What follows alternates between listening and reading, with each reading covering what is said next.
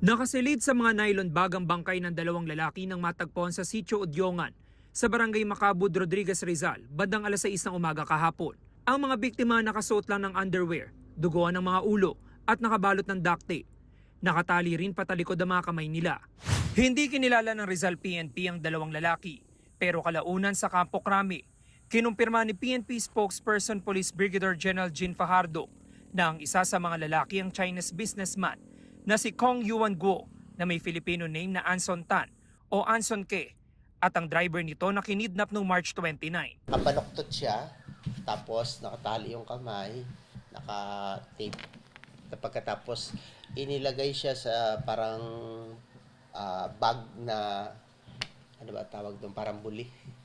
Parang yung bag na plastic, pinagdugtong yung nylon. Ganun yung nakita sa kanya, tapos yung isa katabi niya rin. Ito po yung bahagi ng Sitio Udyongan kung saan natagpuan ang mga bangkay ng dalawang biktimang lalaki kahapon.